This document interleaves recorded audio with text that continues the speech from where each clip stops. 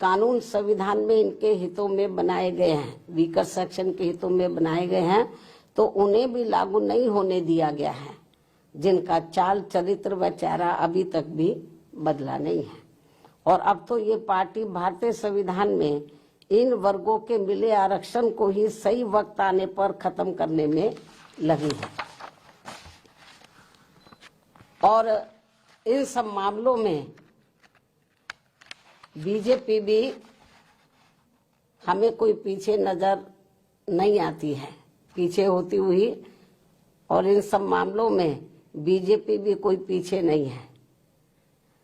ये पार्टी भी इन वर्गों के वोटों को लुभाने के लिए आए दिन किस्म किस्म की सियासत करती रहती है, और इस चक्कर में अब ये पार्टी खुद ही अपने जंजाल में बहुत बुरी तरह से फंस गई है।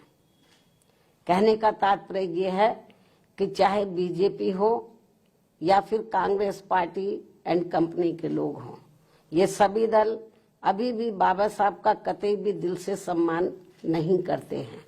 अर्थात इनका सम्मान केवल दिखावटी व छलावा वाला ही रहा है, अभी तक जो हमें देखने के लिए मिल रहा है। और अब ये सभी पार्टियां बाबा साहब का केवल नाम इस्तेमाल करके इनके अनुयायियों का वोट लुभाने में ही लगी है, जिनसे बाबा साहब के अनुयायियों को हमेशा सावधान रहना है। और अब इन्हें बाबा साहब के पद चिन्हों पर चलकर अपनी एकमात्र हितैषी पार्टी बीएसपी से ही जुड़कर अपने मसीहा व भगवान बाबा साहब डॉक्टर भीमराव अम्बेडकर का नाम यूपी की तरह पूरे देश में भी रोशन करना है, ताकि फिर कांग्रेस, बीजेपी व अन्य कोई भी जातिवादी व संकीर्ण मानसिकता रखने वाली पार्टी कभी भी इनका अपमान करने की अपनी हिम्मत न जुटा सके, तथा फिर आए दिन इनके अनुयायियों का हर स्तर पर हो रहा शोषण व उत्पीड़न आदि भी होना काफी हद तक जरूर बंद हो जाएगा।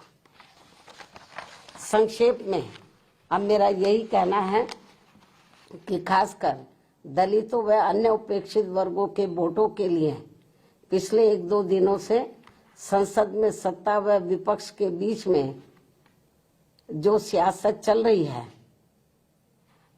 और उनके वोटों के लिए इनमें मेरे व तेरे अम्बेडकर हैं, जो ये सब चल रहा है, और अब इनकी ये लड़ाई धक्का मुक्की तक भी उतर आई है, ये सब शोभा नहीं दे रहा है।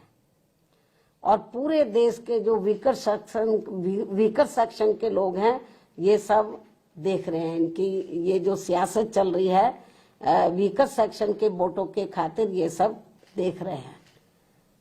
मुझे नहीं लगता जो कुछ ये सियासत चल रही है तो वीकर सेक्शन के लोग न सत्ता के बहकावे में आने वाले हैं और न ही विपक्ष के, क्योंकि उनको ये मालूम पड़ गया ये हमारे हितों में कुछ करने वाले हैं नहीं, केवल हमारा वोट चाहते हैं और संविधान की बात जरूर करते हैं लेकिन संविधान पर अमल नहीं करते हैं। और यदि इन्होंने संविधान पर अमल किया होता तो फिर बाबा साहब अपने कानून मंत्री पद से इस्तीफा क्यों देते, और फिर आज जो कांग्रेस हमें या विपक्ष या कांग्रेस या जो अन्य विपक्ष जो हमें सत्ता से बाहर नजर आता वो नहीं आता। यदि ये ईमानदारी निष्ठा से संविधान का जो हमेशा संविधान को दिखाते रहते हैं उस पर इन्होंने रत्ती भर भी अमल नहीं किया, कांग्रेस पार्टी एंड कंपनी के लोगों ने। और यदि अमल किया होता तो आज इनकी इतनी बुरी हालत नहीं होती। आज इनको अपने रंग ढंग और चाल ये नहीं बदलने पड़ते। तो ये सब क्यों करना पड़ रहा है, क्योंकि इन्होंने इनको जो वीकर सेक्शन के लोग हैं, दलित व अन्य उपेक्षित वर्गों के लोग, तो इनको ये सोचा कि इनको किस्म किस्म के लालच देकर गुमराह इनको किया जाए, इनके लिए कुछ किया ना जाए। जैसे सदियों पहले ये गुलाम और लाचार बने रहे हैं और यहाँ जातिवादी व्यवस्था के शिकार बने रहे हैं, इनको कभी भी अपने पैरों पर खड़े ना होने दिया जाए। इस मामले में चाहे सत्ता है या विपक्ष है, इनकी सोच, नीति, नियत लगभग एक जैसी है।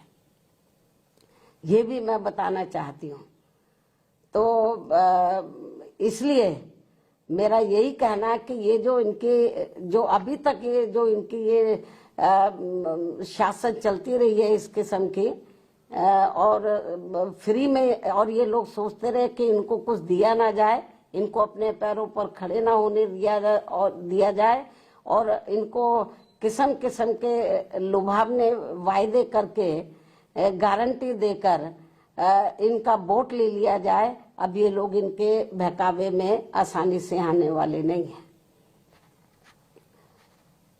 तो बल्कि यदि ये चाहते हैं कि वीकर सेक्शन इनके साथ जुड़े तो इनको, चाहे सत्ता विपक्ष है, तो इनको बीएसपी के बताए हुए रास्तों पर चलकर जो इस देश में दबे कुचले लोग हैं उनके हितों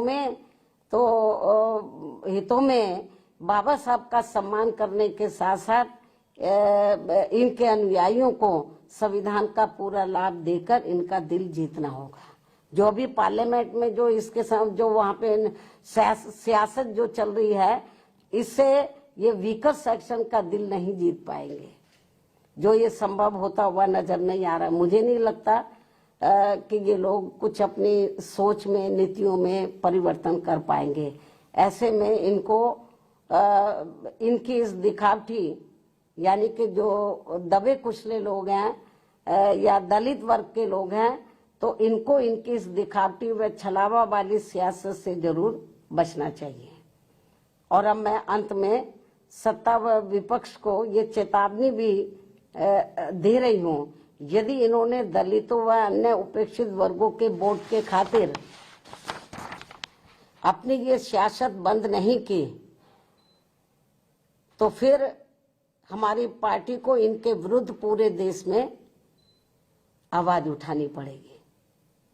और विपक्ष को तो बाबा साहब का नाम का इस्तेमाल करके ये जो इसकी आड़ में ये वीकर सेक्शन का जो वोट लेने के की जो सियासत कर रहे हैं, तो ये अब इस सियासत नहीं चलेगी, क्योंकि जो वीकर सेक्शन के लोग हैं तो अब वो काफी जागरूक हो चुके हैं। बाबा साहब ने काफी हद तक इनको जागरूक किया। उनके ध्यान के बाद बीएसपी ने इन वर्गों को काफी हद तक जागरूक किया। मैं फिर इस बात को दोहराना चाहती हूँ कि यदि बीएसपी नहीं बनी होती तो अब तक ये बाबा साहब का नाम मिटा देते, और जो संविधान में दबे कुचले लोगों को कानूनी अधिकार मिले उन्हें खत्म कर देते। ये तो बीएसपी की वजह से इनकी मजबूरी है। तो इसलिए जब उसमें ये कामयाब नहीं हो पा रहे हैं तो ये लोग अब सोच रहे हैं कि इसके बाद इन्होंने बीएसपी को खत्म करने का प्रयास किया कि बीएसपी को ही खत्म किया जाए, तब दबे कुचले लोगों का वोट पड़ेगा। तो इन्होंने छोटी छोटी पार्टियां बनाई स्वार्थी किस्म के लोगों को इस्तेमाल करके, ताकि इनका चुनाव में वोट बढ़ जाए। ये सब किया इन्होंने। तो लेकिन इनको लगा कि बीएसपी फिर भी कमजोर नहीं हो रही है, तो अब इन्होंने ये नई नौटंकी शुरू की है, नई सियासत शुरू की है जो ठीक नहीं है। और जो दलित और वीकर सेक्शन के, जो अन्य वीकर सेक्शन के लोग हैं, अब ये जल्दी से इनके बहकावे में आने वाले नहीं हैं। इनको इसलिए सत्ता और विपक्ष को जो पार्लियामेंट में इस समय चल रहा है, इनको अपनी ये घिनौनी राजनीति सियासत बंद करनी चाहिए। तो इन्हीं लफ्जों के साथ ही, इन्हीं जरूरी बातों के साथ ही अब मैं अपनी बात यहीं समाप्त करती हूँ। धन्यवाद। जय भीम व जय भारत।